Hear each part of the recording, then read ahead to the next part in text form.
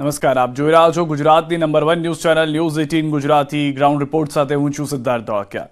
રસ્તાના અભાવે તમને ઘણી મુશ્કેલીઓ પડી શકે છે। સારો રસ્તો સારા વિકાસની નિશાની છે, પરંતુ આ અંતરિયાળ જિલ્લા છોટાઉદેપુરમાં રસ્તા જેવી સુવિધા આઝાદીના 75 વર્ષ પછી પણ નથી પહોંચી, પરંતુ રસ્તાના અભાવથી એક બાળકે જન્મ પહેલા જ મોતને વહાલું કરી લીધું। રસ્તો ન હોવાથી પ્રસૂતા સમયસર હોસ્પિટલ ન પહોંચી શકે। બાળકે જન્મ તો લીધો, પરંતુ તે મૃત હતું।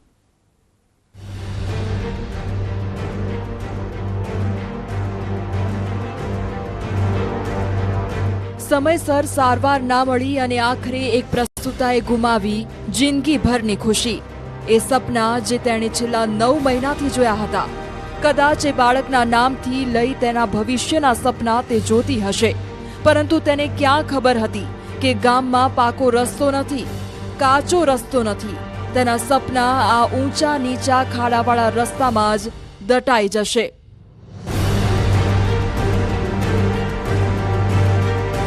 તંત્રએ એ વાત પણ સમજવી પડશે કે રસ્તા નથી તેના દુઃખથી વધારે પીડા, જ્યારે રસ્તાના કારણે એક બાળક માતાના કોખમાં પોતાનો જીવ ગુમાવે તેની હોય છે। પરંતુ આ પાપિયા તંત્રને આ પીડા નહીં સમજાય। તેમને તો રસ્તો માત્ર કાગળ પર બતાવવો છે, રસ્તાના નામે કૌભાંડ આચરવા છે, રસ્તાના રૂપિયા પોતાના ઘરમાં ઘુસાડવા છે અને પોતાની જિંદગી મોજ શોખથી જીવવી છે। ઘટના છે નસવાડી તાલુકાના નલિયાબારી ગામની, કે જ્યાં રહેતી એક પરિણીતાએ છેલ્લા 9 મહિનાથી અનેક સપના જોયા હતા, કેમ કે તે એક બાળકને જન્મ આપવાની હતી। નવા મહેમાનની પરિવારમાં રાહ જોવાતી હતી। બાળકને લઈ અનેક સપના પણ જોયા હતા, પરંતુ પરિણીતા અને તેના પરિવારના સપના અચાનક જ રોળાઈ ગયા। પરિવાર પર દુઃખના ડુંગર ચડી આવ્યા। પરિવારે ક્યારેય વિચાર્યું નહોતું કે તેના પરિવારમાં જે નવું મહેમાન આવવાનું છે તેના જન્મ પહેલા જ તેનો ભોગ લેવાઈ જશે, અને એ પણ તંત્રના અણધડ વહીવટના કારણે।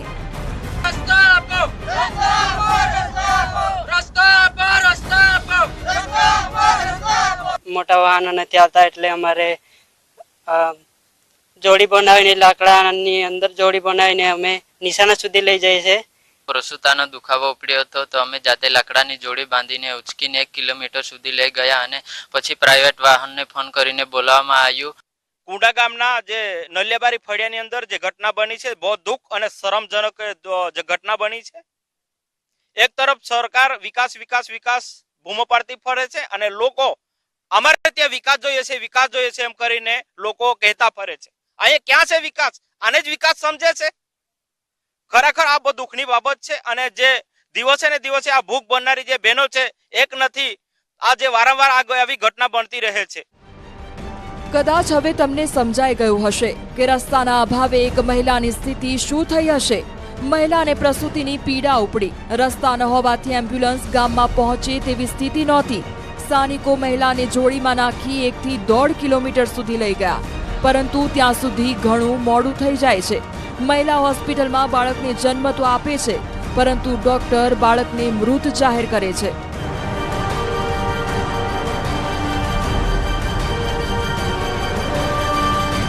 ઘટના છે નસવાડી તાલુકામાં આવેલા કુંડના નલિયાબારી ગામનો। કુંડા નલિયાબારી ગામમાં રહેતા પરિવારમાં પરિણીતાને રાત્રે પ્રસૂતિની પીડા ઉપડે છે, પરંતુ સૌથી મોટી કમનસીબી એ હતી કે ગામ સુધી એમ્બ્યુલન્સ પહોંચે તેવા રસ્તા નહોતા। આખરે ગામના કેટલાક લોકો મહિલાને જોડીમાં નાખી 2 કિલોમીટર સુધી લઈ ગયા અને ત્યાંથી 108ના માધ્યમથી હોસ્પિટલ સુધી પહોંચાડવામાં આવી। પ્રસૂતા હોસ્પિટલ સુધી પહોંચતા પરિવારે રાહતનો શ્વાસ લીધો। પરિવાર હવે નવા મહેમાનના આગમનની રાહ જોઈ રહ્યો હતો। આંખોમાં હરખના આંસુ હતા। તેમની ખુશીઓનો કોઈ પાર નહોતો, પરંતુ પળવારમાં જ આ બધું માતમમાં ફેરવાઈ ગયું।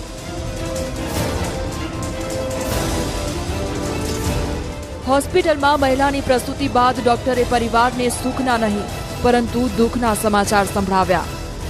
મહિલાએ બાળકને જન્મ તો આપ્યો, પરંતુ બાળક મૃત હતું અને બાળકના મોત પાછળ જવાબદાર હતા એ રસ્તા, સરકારનો પાંગળો અને ખોખલો વિકાસ।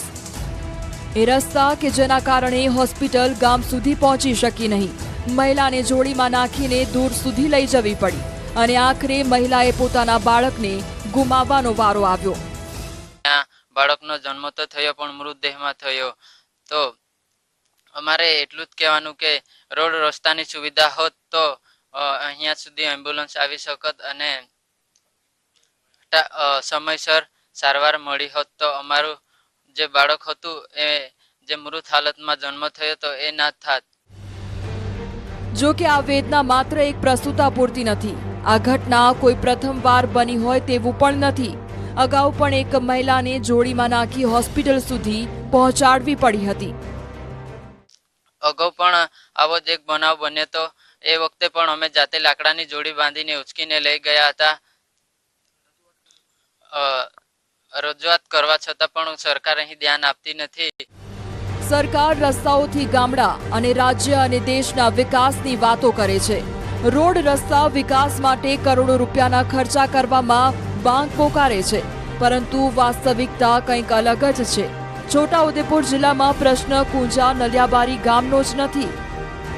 આ પ્રશ્ન અહીંયાના અનેક ગામડાઓનો છે, જ્યાં આજે પણ પ્રાથમિક સુવિધાઓ પહોંચી નથી, પરંતુ દેશ આઝાદીના 75 વર્ષની ઉજવણી કરી રહ્યો છે.